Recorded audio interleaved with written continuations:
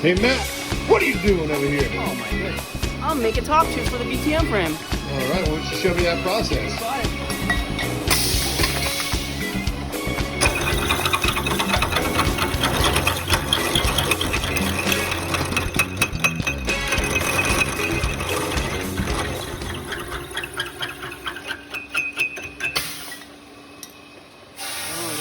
All right, now that it's been squashed, we're gonna do the miter for the C-tube to fit it on the jig.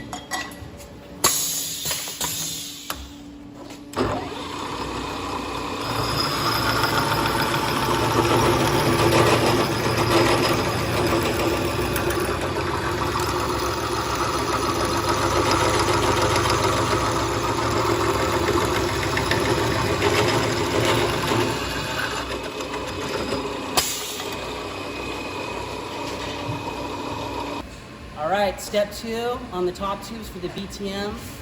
Now that the head tube miter is done, we're gonna squash the other end to fit flushly on the C-tube. Nice. All right.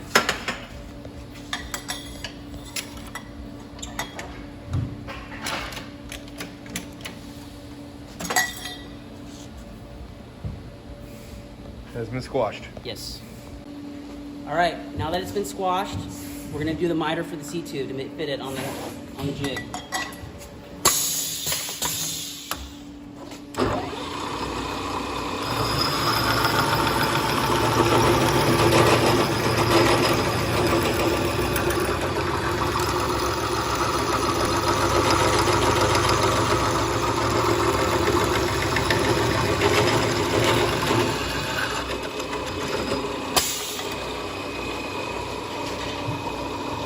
All right.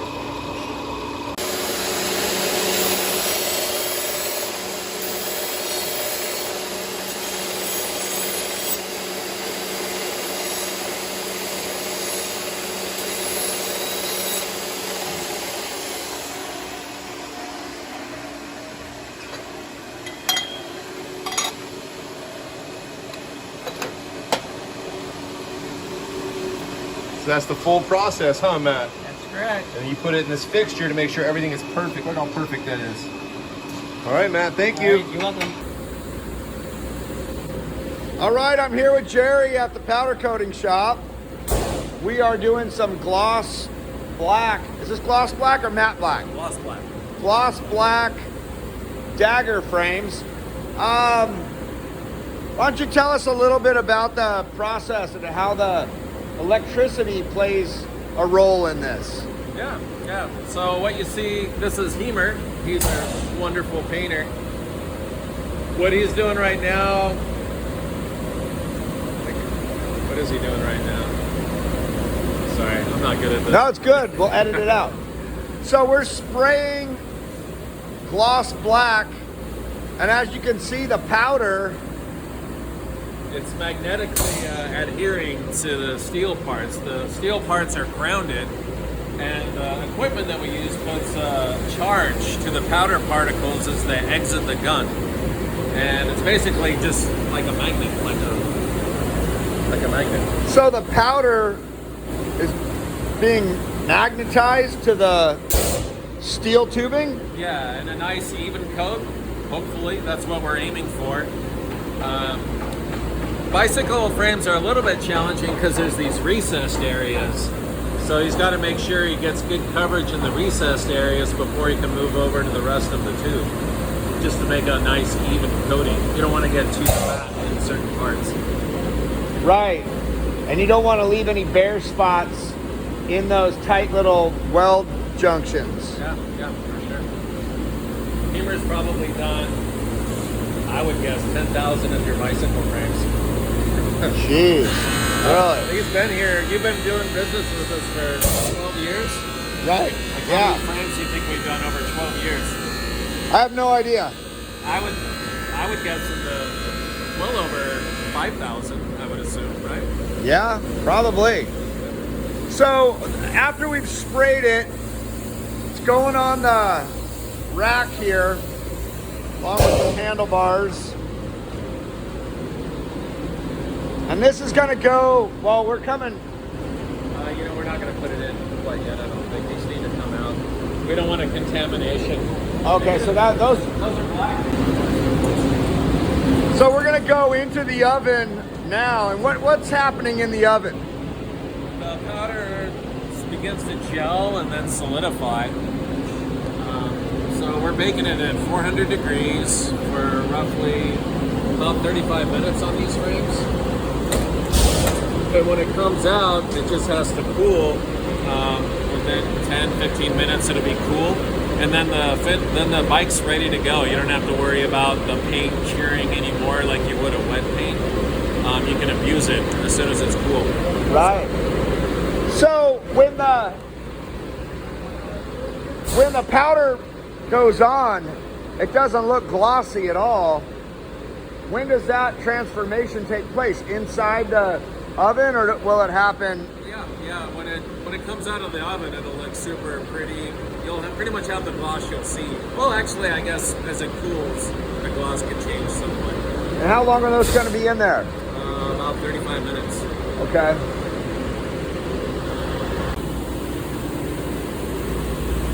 So this is the actual powder. In that bag is the actual powder that's being drawn up into the gun. It's got a zip tie on here.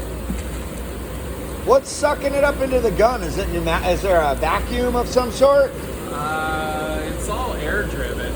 You know, the compressed So pneumatic. So there's a compressor involved over here somewhere. Yeah, with lots of air dryers. There's the actual polyester powder with the black pigment in it. You buy it in a box. Each color comes on its own. Hard to create colors. It has to come from the manufacturer like that. Yeah. You know, you check it for lumps, things like that. But it's real fine. Wow. What's kind of cool is once you get the powder on there with the ground and the electromagnetic bond, if it doesn't get messed with, that powder will stay on there for indefinitely until something either comes by and brushes it, or a wind blows it, or Even before it's put in the oven. yeah. As you can see, the powder sticks to it pretty well, which is important. You don't want it falling off as you try to turn it into the oven. Right, so you've got all these you got the threads and the brake mounts sealed off. You've got the threads for the chain tensioners sealed off.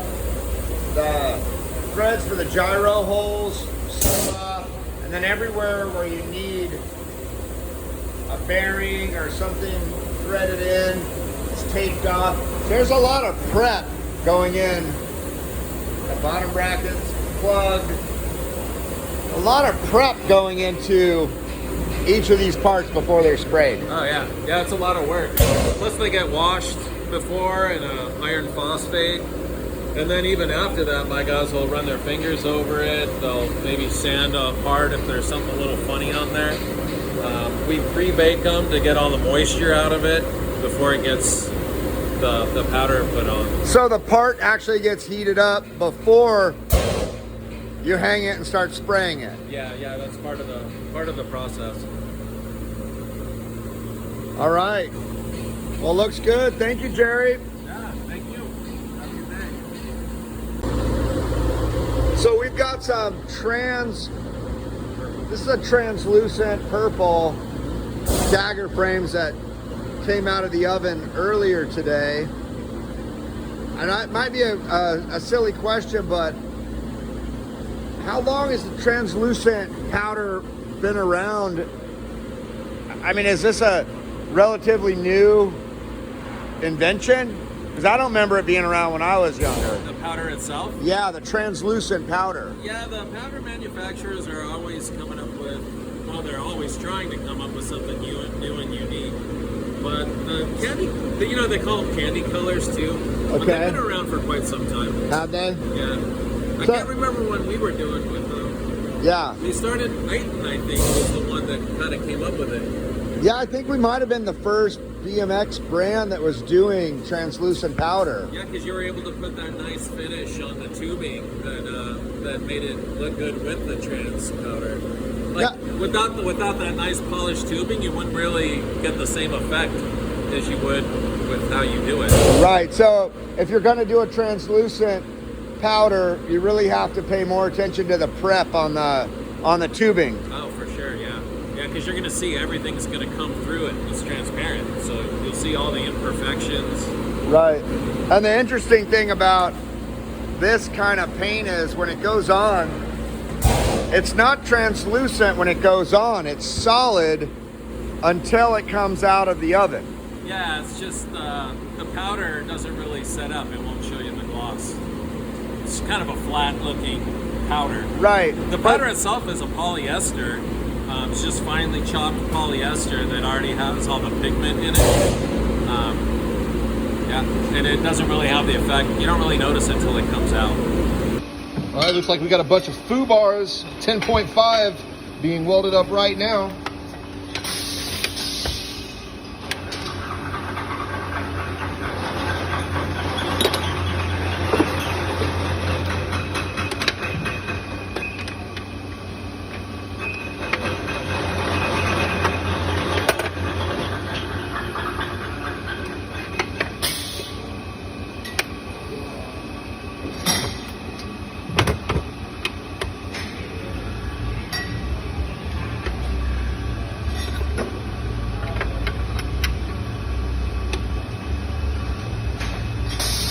Every piece fits into the fixture perfectly, and then the bars get tacked up.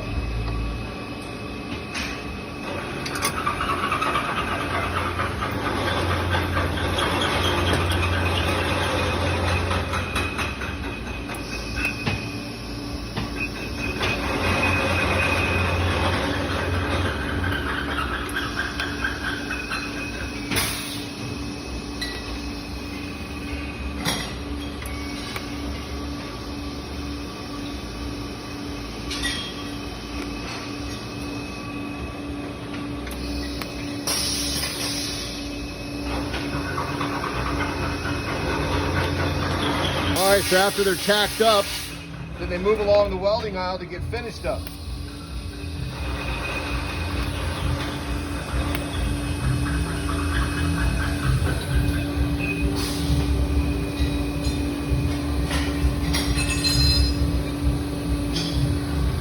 All right, 10.5 Fubars are in the mix down the welding aisle. What are you doing?